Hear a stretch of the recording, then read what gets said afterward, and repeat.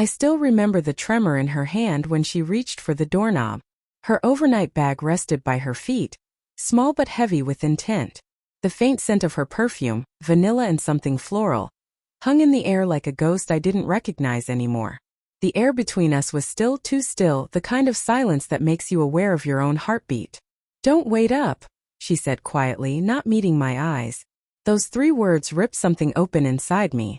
I had rehearsed this moment in my mind for weeks.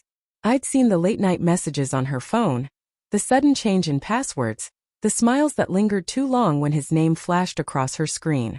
His name was Ethan, a man from her office, charming, divorced, and too interested in helping her with projects after hours. I'd asked gently at first, "Are you sure there's nothing going on?" She'd rolled her eyes, accused me of insecurity, said I was imagining things. I wanted to believe her. God, I wanted to believe her so badly that I convinced myself her detachment was just stress, that the empty side of the bed didn't mean anything. Until tonight. Tonight she was leaving. I could see the decision carved into the tension of her jaw, the way she avoided my gaze. The overnight bag wasn't for a girl's weekend. I knew that now. I knew everything.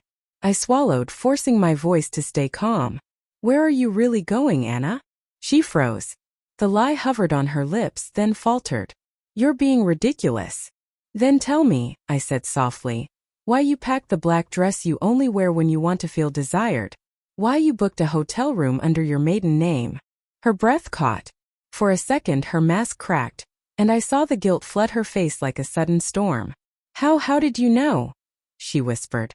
"I didn't," I said. "Not until now." The silence that followed was unbearable. I could hear the faint ticking of the clock, each second pounding in my chest.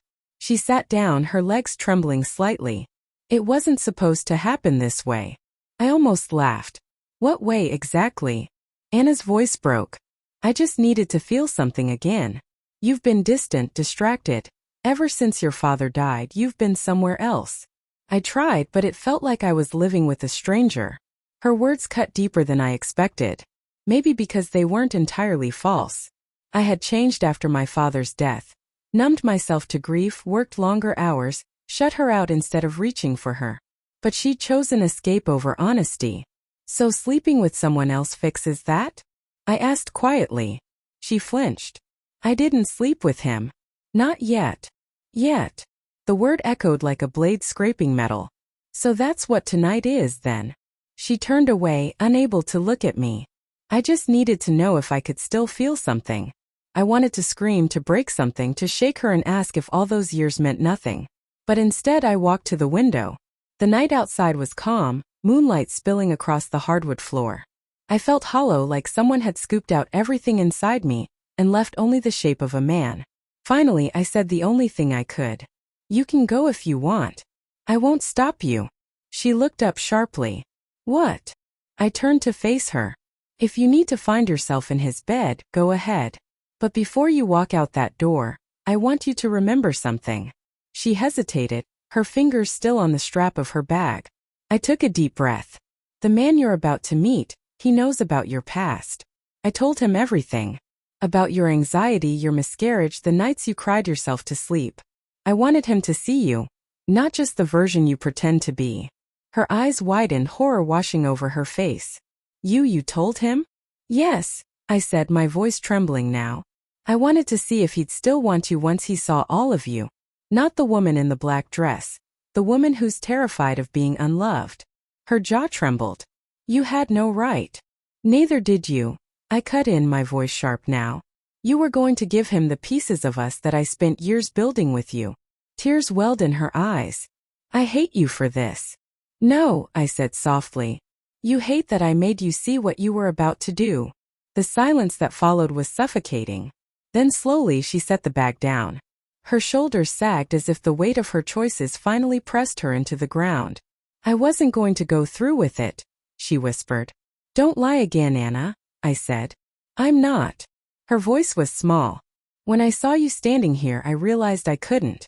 I thought I wanted someone else, but what I wanted was to stop feeling invisible." Her words twisted something inside me. Pain and pity tangled together. I walked closer, stopping just inches from her. "And now," She met my gaze, tears spilling freely. Now I just feel ashamed. I should have felt victorious. Instead, all I felt was empty. I nodded slowly. Then maybe we're both to blame. I made you feel unseen. You made me feel disposable. She reached for my hand, but I stepped back. I can't do this tonight. Not like this. She nodded, silent. The clock ticked again. Later, I sat alone in the dark living room, staring at the door she hadn't walked through. Her bag still sat by the entryway, untouched. I should have felt relieved. Instead, I felt like we'd both crossed a line that couldn't be uncrossed. In the morning, she was gone. No note. Just her wedding ring resting on the kitchen counter, next to a half-empty cup of coffee. I picked it up, turned it in my fingers and whispered. I said something that changed everything. But maybe nothing was ever really mine to keep. And for the first time in months, I let myself cry.